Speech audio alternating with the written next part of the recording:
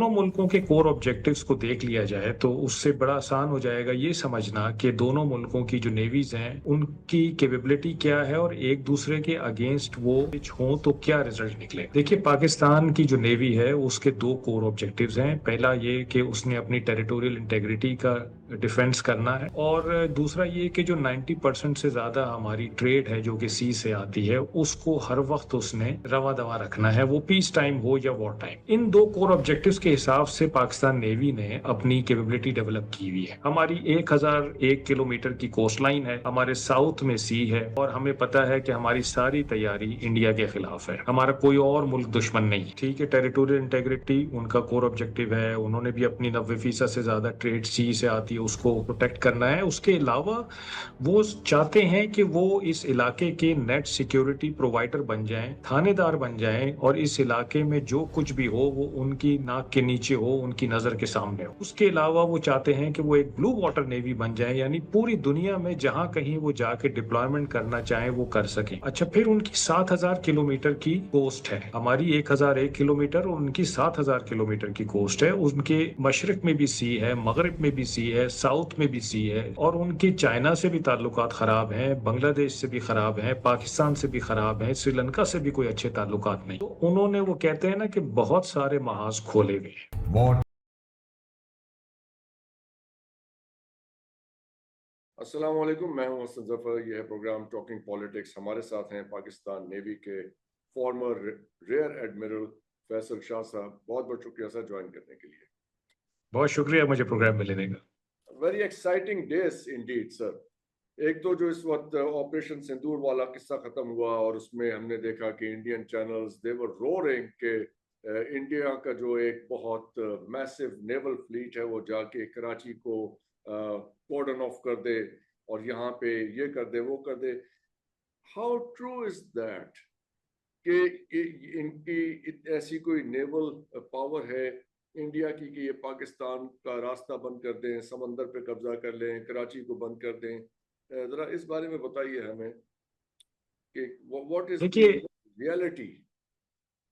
तो जो आम फहम चीज है वो ये है कि इंडिया की नेवी का साइज बहुत बड़ा है पाकिस्तान नेवी से, और जिसकी वजह से ये आम तौर पे गलत फहमी रहती है कि वो इंडियन नेवी अपने साइज की वजह से पाकिस्तान नेवी को तबाह कर देगी या खा जाएगी, और जो कुछ पाकिस्तान के समंदर में या उसकी कोस्ट पे करना चाहेगी उसको लिबर्टी हासिल है। तो मैं ये थोड़ी सी गलत फहमी दूर करना चाहता हूँ। ये शायद कुछ हमारे लोगों में भी है और दूसरी तरफ तो बहुत ज्यादा है। देखिए, नेवीज का जो कंपैरिजन होता है वो स्ट्रेंथ्स पे या नंबर्स पे नहीं किया जाता, क्योंकि नेवीज जो होती हैं वो टेक्नोलॉजी इंटेंसिव फोर्सेस होती हैं, और उनका जो कंपैरिजन होता है वो उनकी कैपेबिलिटी पे किया जाता है। अब कैपेबिलिटी, उनकी जो इक्विपमेंट है उसकी भी कैपेबिलिटी, और जो ह्यूमन रिसोर्स की कैपेबिलिटी होती है उस पे भी। और कैपेबिलिटी को आप ड्राइव करते हैं अपने कोर ऑब्जेक्टिव से, यानी नेवी का जो कोर ऑब्जेक्टिव है क्या वो परफॉर्म करने के काबिल है या नहीं है। तो अगर दोनों मुल्कों के कोर ऑब्जेक्टिव्स को देख लिया जाए तो उससे बड़ा आसान हो जाएगा ये समझना कि दोनों मुल्कों की जो नेवीज हैं उनकी कैपेबिलिटी क्या है और एक दूसरे के अगेंस्ट वो पिच हों तो क्या रिजल्ट निकलेगा। देखिए, पाकिस्तान की जो नेवी है उसके दो कोर ऑब्जेक्टिव्स हैं। पहला ये कि उसने अपनी टेरिटोरियल इंटेग्रिटी का डिफेंस करना है, और दूसरा ये कि जो 90% से ज्यादा हमारी ट्रेड है जो कि सी से आती है उसको हर वक्त उसने रवा दवा रखना है, वो पीस टाइम हो या वॉर टाइम। अब इन दो कोर ऑब्जेक्टिव्स के हिसाब से पाकिस्तान नेवी ने अपनी कैपेबिलिटी डेवलप की हुई है। हमारी 1001 किलोमीटर की कोस्ट लाइन है, हमारे साउथ में सी है, और हमें पता है कि हमारी सारी तैयारी इंडिया के खिलाफ है। हमारा कोई और मुल्क दुश्मन नहीं है। इंडिया की तरफ अगर आप आ जाएं तो उनकी, ठीक है, टेरिटोरियल इंटेग्रिटी उनका कोर ऑब्जेक्टिव है, उन्होंने भी अपनी 90% से ज्यादा ट्रेड सी से आती है उसको प्रोटेक्ट करना है। उसके अलावा वो चाहते हैं कि वो इस इलाके के नेट सिक्योरिटी प्रोवाइडर बन जाएं, थानेदार बन जाएं, और इस इलाके में जो कुछ भी हो वो उनकी नाक के नीचे हो, उनकी नजर के सामने हो। उसके अलावा वो चाहते हैं कि वो एक ब्लू वाटर नेवी बन जाए, यानी पूरी दुनिया में जहां कहीं वो जाके डिप्लॉयमेंट करना चाहें वो कर सकें। अच्छा, फिर उनकी 7,000 किलोमीटर की कोस्ट है। हमारी 1,001 किलोमीटर और उनकी 7,000 किलोमीटर की कोस्ट है। उनके मशरक में भी सी है, मगरिब में भी सी है, साउथ में भी सी है। और उनके चाइना से भी ताल्लुकात खराब हैं, बांग्लादेश से भी खराब हैं, पाकिस्तान से भी खराब हैं, श्रीलंका से भी कोई अच्छे ताल्लुकात नहीं। तो उन्होंने, वो कहते हैं ना कि बहुत सारे महाज खोले गए हैं। और ये नहीं होगा कि अगर इन तमाम मुल्कों में से किसी एक मुल्क के साथ उनकी कोई जंग हो, बहरी जंग, तो उनकी सारी की सारी नेवी उठ के उस मुल्क के खिलाफ चली जाएगी। जो नेवी का हिस्सा उस मुल्क के लिए मख्तस किया गया है वही हिस्सा जाएगा। और आपने जो अभी ऑपरेशन सिंदूर देखा या बुनियानुल मरसूस देखा, उस दौरान जो इंडिया की नेवी जितना उसका हिस्सा पाकिस्तान के खिलाफ इस्तेमाल होना है वही आया था। और वो आके 400 से 500 मील पे फिरता रहा, आगे नहीं बढ़ सका। 400 से 500 मील का मतलब ये है कि 700 से 900 किलोमीटर पाकिस्तान की कोस्ट से वो दूर थे। अब ये कहना कि वो बड़े आसानी से हमारी पोर्ट्स को निशाना बना सकते हैं, हमारे बेसिस को निशाना बना सकते हैं, तो ये बिल्कुल एक ऐसी बात है जो वो लोग कर सकते हैं जो जिनको कुछ समझ नहीं है। आपने मुंबई पोर्ट की बात की। मैं आपको बताऊं कि मुंबई से भी करीब उनका कांडला पोर्ट कॉम्प्लेक्स है, जो कि कराची पोर्ट से 5 गुना बड़ा है, 5 गुना बड़ा। और हमारे लिए इतनी आसानी है उसको उसको तबाह करना कि हमारे पास जो मिसाइल्स हैं उसमें शायद हमें सी में भी बाहर ना जाना, निकलना पड़े, हम कराची के अंदर से ही बैठ के मारें तो उस कांडला पोर्ट कॉम्प्लेक्स में तबाही मचा सकते। इसी तरह अगर वो हमारी जो शिपिंग है, जो कि कार्गो लेकर आती है हमारे लिए, उसको अटैक करते हैं, तो हमारी तो जोग्राफिकल लोकेशन इतनी अच्छी है, अल्लाह का शुक्र है कि हमारे तो शिप पर्शियन गल्फ से निकलता है, strait of Hormuz, gulf of Oman से निकल के सीधा पाकिस्तानी पानियों में आ जाता है।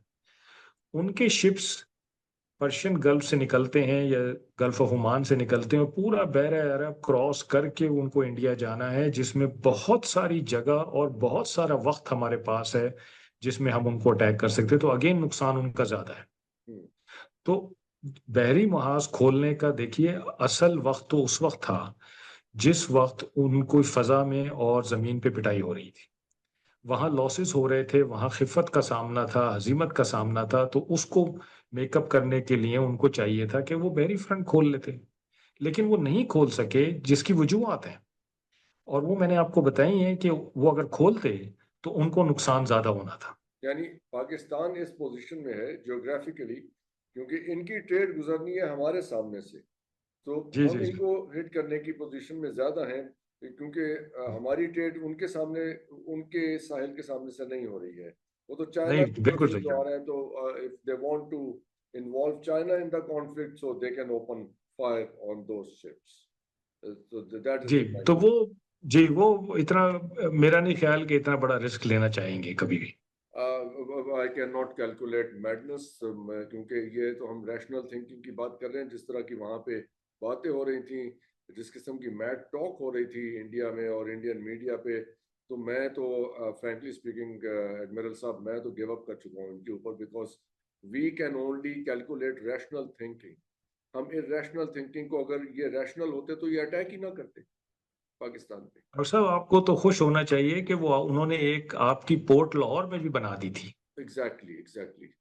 तो बहरहाल बहुत ही इंटरेस्टिंग सारी सूरत हाल है, but let's try to understand it further. अभी ये बातें हो रही हैं कि साउथ चाइना सी के अंदर ताइवान में, if you are watching Indian media so you get a sense कि ये ताइवान को बहुत वहाँ पे उनको सपोर्ट कर रहे हैं, और वहाँ पे इसराइल का भी एक अमल दखल इस वक्त चल रहा है ताइवान में, और चाइना को प्रोवोक कर रहे हैं। तो उसमें आपको क्या लगता है? और ये म्यांमार में भी 2 दिन पहले वहाँ पे उन्होंने कोई ऑपरेशन भी किया इंडियन फोर्सेस दोनों ने। टैक्स किए जी। यस। तो ये they are getting more engaged in the east. तो अब आपको क्या लगता है कि इनकी नेवी जो है वहाँ पे क्या किस तरह से डिप्लॉयड है? If you can give us some idea of Indian navy deployment in the eastern waters. देखिए, इंडिया नेवी की दो बड़ी कमांड्स हैं। एक वेस्टर्न नेवल कमांड है जो कि हमारे खिलाफ पिच की जाती है, और एक ईस्टर्न नेवल कमांड है जो उन्होंने साउथ चाइना सी के लिए और उस इलाके के लिए रखी हुई है। एक सदर्न नेवल कमांड भी है और वो साउथ में ऑपरेट करती है। लेकिन बेसिकली ये दो कमांड्स हैं जो कि जिसमें सबसे ज़्यादा अच्छे कॉम्पिटेंट्स या प्लेटफॉर्म्स पाए जाते हैं। इंडिया, मुझे लगता है कि इस वक्त एक फ्रस्ट्रेशन का शिकार है। फ्रस्ट्रेशन ये है कि दुनिया ने इंडिया पे बड़ा एतमाद किया, बड़ी इन्वेस्टमेंट की, और उसको चाइना के खिलाफ एक बड़ा पोटेंशियल चैलेंजर साबित करने की कोशिश की, और उसमें उसकी पॉलिटिकली, मिलिटरीली, इकोनॉमिकली, टेक्नोलॉजिकली, इन चार डोमेन्स में बड़ी मदद की। और इंडिया भी शायद इस खुमार में था कि हम अब इस काबिल हो गए हैं कि हमने इस चाइना को टेक ऑन करना है, तो let's teach a lesson to Pakistan first, ताकि हमारी जो अथॉरिटी है वो इस्टेब्लिश हो जाए। अब हुआ ये कि जब पाकिस्तान के साथ उन्होंने मिस कैलकुलेशन में एक एडवेंचर किया, बल्कि मिस एडवेंचर किया, तो वो उनको उल्टा पड़ गया, और दुनिया की आंखें खुल गई कि जो हमने इन्वेस्टमेंट उनमें की हुई है ये उस काबिल नहीं है जो हम इनको बनाना चाह रहे हैं। इशू ये है कि रीजन में कोई और मुल्क ऐसा नहीं है जो कि चाइना के खिलाफ पोटेंशियल चैलेंजर बन सके। तो ये अब जो चाइना के एडवर्सरीज हैं उनकी मजबूरी है कि वो इंडिया में इन्वेस्टमेंट करें, और इंडिया की ये मजबूरी है कि वो अपने आप को प्रूव करे कि वो वर्दी ऑफ दैट इन्वेस्टमेंट है। तो इसलिए ये फ्रस्ट्रेशन अब मुझे उनमें नजर आती है कि वो हर जगह कुछ ना कुछ करने की कोशिश कर रहे हैं, जिससे उनका जो खोया हुआ स्टेचर है या जो डेंट हुआ हुआ स्टेचर है वो किसी तरह से रीइंस्टेट हो सके। तो इसलिए इन्होंने म्यांमार पे, अब ये भूटान पे चढ़ाई कर देंगे, नेपाल पे कर देंगे, बिकॉज जी। पाकिस्तान के साथ तो आई डोंट नो कि ये दोबारा करना चाहेंगे कि नहीं। सो पाकिस्तान के बारे में भी उन्होंने कहा है ना कि ऑपरेशन सिंदूर इस वक्त पॉज पर है। ओके, यस, तो पॉज पे है। देखिए चलिए, जी, लेट्स सी। अब से तो ये इसलिए उन्होंने कहा है कि अगर वो इसको ख़त्म कर देते तो फिर उनको बहुत ज़्यादा खिफ़्फ़त का सामना करना पड़ता और हज़ीमत उठानी पड़ती कि भई आपके तो ऑब्जेक्टिव्स ही अचीव नहीं हुए और आपने ऑपरेशन ख़त्म कर दिया। तो ये बेस्ट कोर्स ऑफ एक्शन था उनके लिए ये कहना कि उसको हमने पॉज़ किया है और हम रिज़्यूम करेंगे, और दुनिया को ये बता रहे हैं कि जी हमने एक साँस लिया है अभी, अभी हम we are not done with Pakistan. लेकिन हमें थोड़ा इस चीज को सीरियस लेना चाहिए, हमें इसको लाइट नहीं लेना चाहिए और अपनी तैयारी करनी चाहिए। ये आप तुमने बिल्कुल दुरुस्त फरमाया। तो अब जरा, ये आपने स्ट्रेट ऑफ हॉर्मुज़ का जिक्र किया जिसका तज़किरा बहुत आया था इसराइल ईरान वॉर में।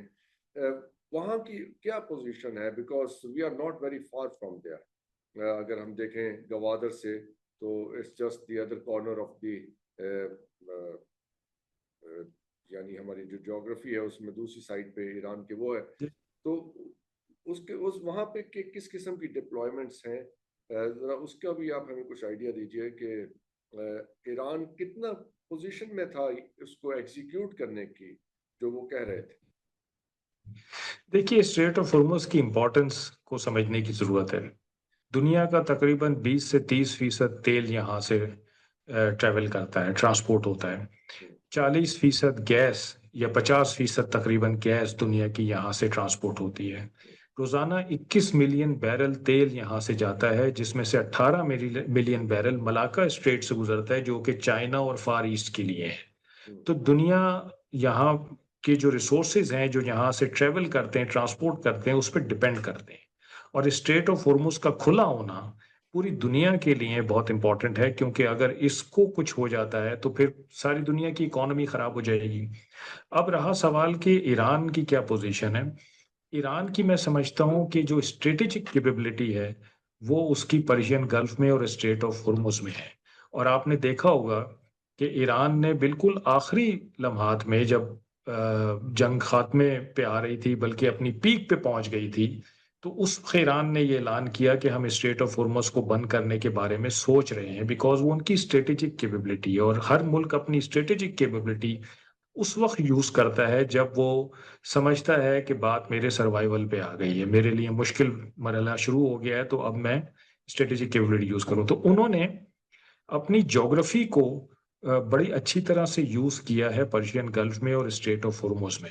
इस पूरे इलाके में सबसे अच्छी ज्योग्राफी जो पर्शियन गल्फ और स्ट्रेट ऑफ हॉर्मुज के हिसाब से है वो ईरान की है।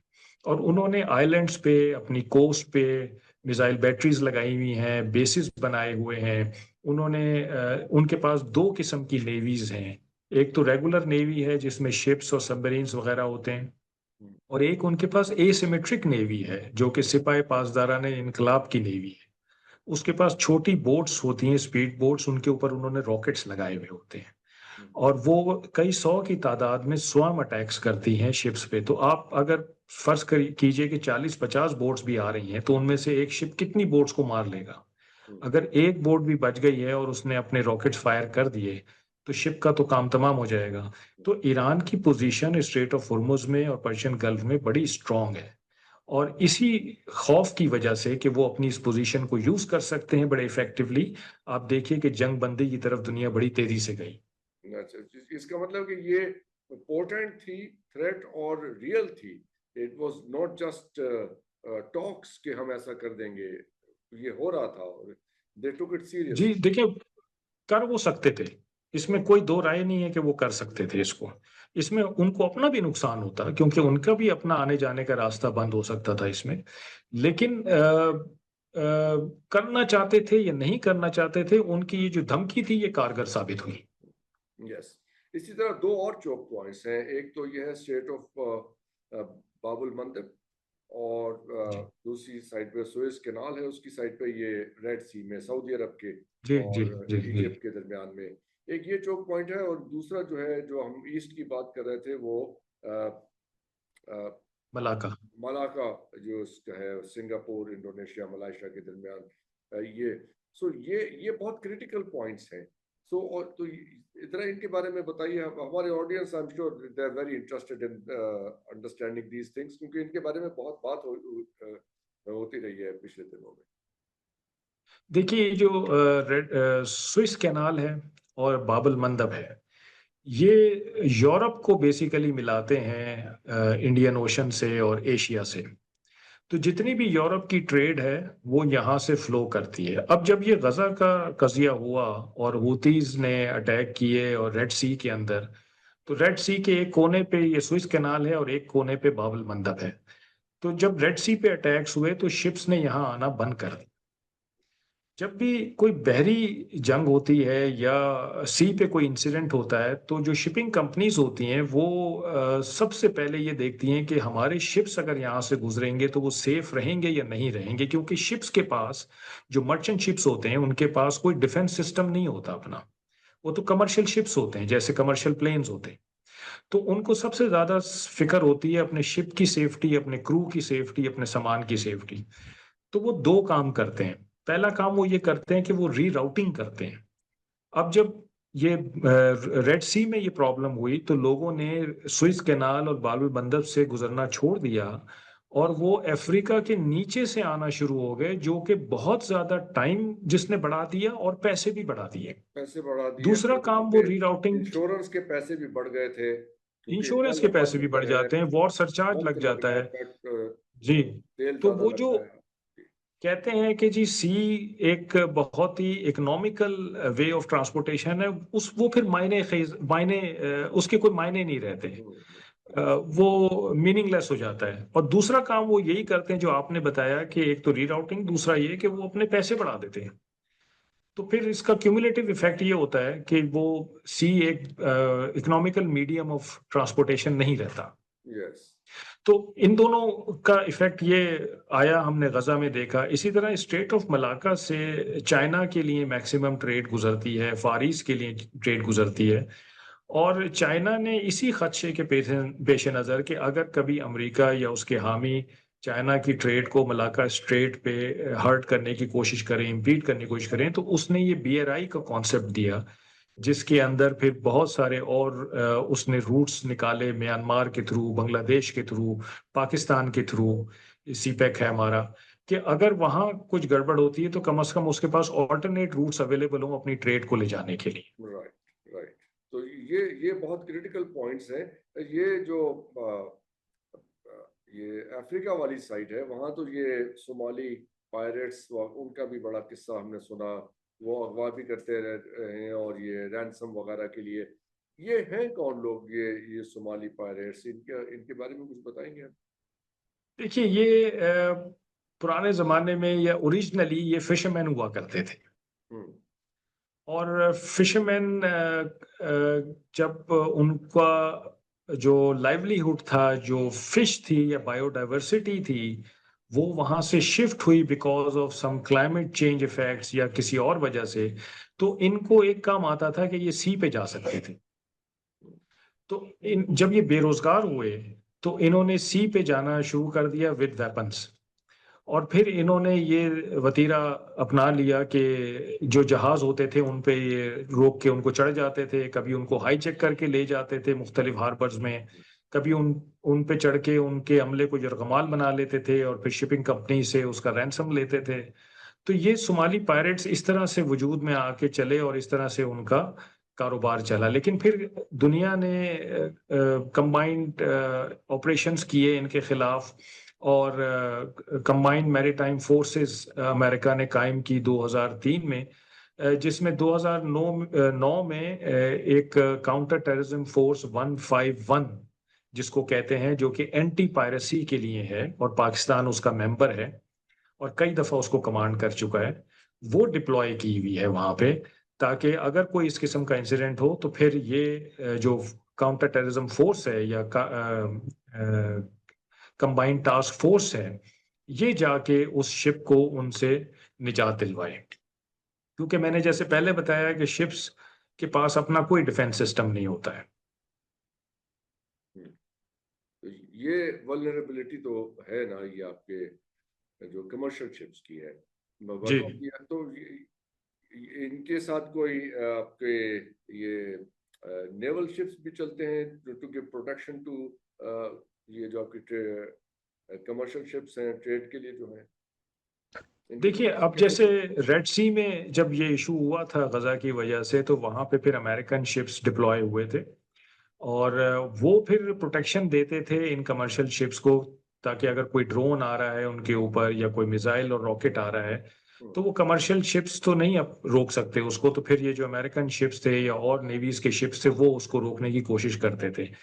लेकिन ऐसे इलाकों से कोशिश ये की जाती है कि कमर्शियल शिप्स गुजरे ही नहीं। अब जमाने अमन में आपको गुजरना पड़ता है तो फिर ये सोमाली पायरेट्स का आपको खतरा होता है। तो उसके लिए फिर मैंने आपको बताया कि ये जो CTF 151 है, ये वहां पे परमानेंटली डिप्लॉयड होती है। इसमें शिप्स होते हैं सारे मुख्तलिफ मुल्कों के, और वो फिर ये जितनी भी ट्रेड यहाँ से जा रही होती है उसको प्रोटेक्शन देते हैं पायरेट्स के अगेंस्ट। चलें, let's go back to the India thing once more. कितनी जल्दी आप डुबो सकते हैं इंडिया के जहाज को? That's what we want to know. देखिए यानी देखिए हम सब पाकिस्तानी लोग।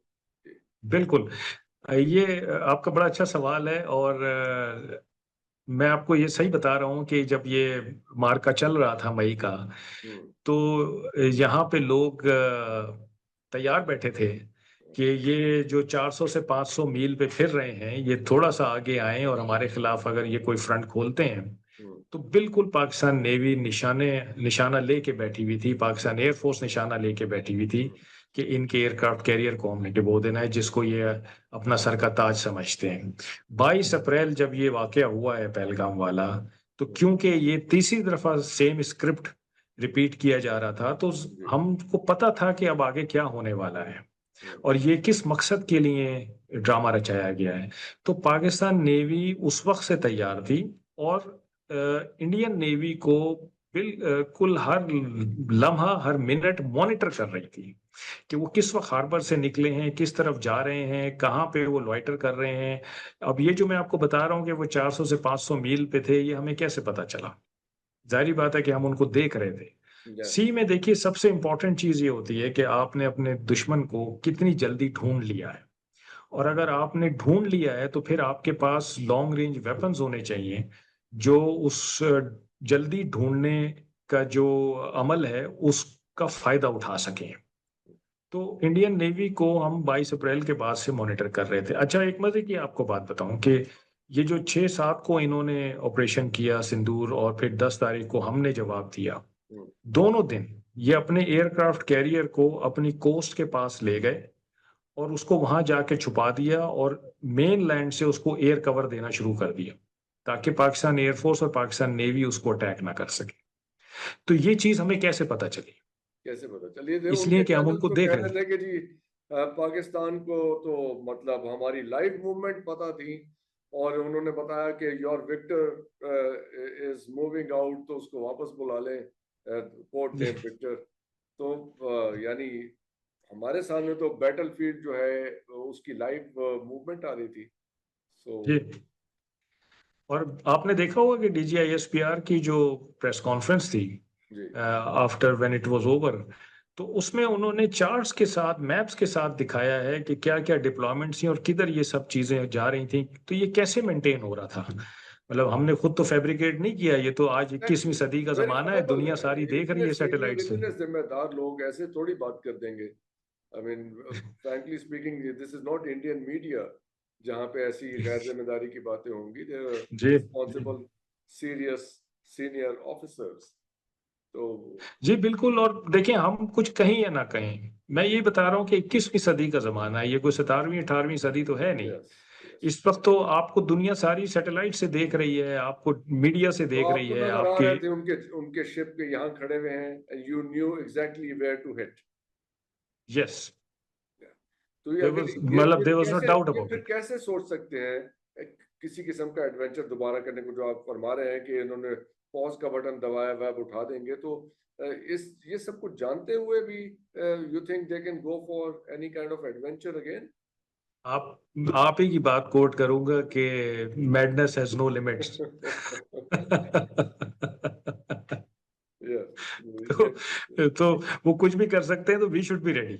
We should be ready. Thank you very much admiral साहब, आपका वक्त देने के लिए। बहुत शुक्रिया। आई एम श्योर कि जो आपसे बातें पता चली हैं वो हमारे देखने वाले बहुत सुनना चाहते हैं, एंड मे बी वे आपको दोबारा जहमत देंगे ताकि मजीद चीज़ें आपसे समझें हम। My pleasure. आज के लिए इजाज़त दीजिए।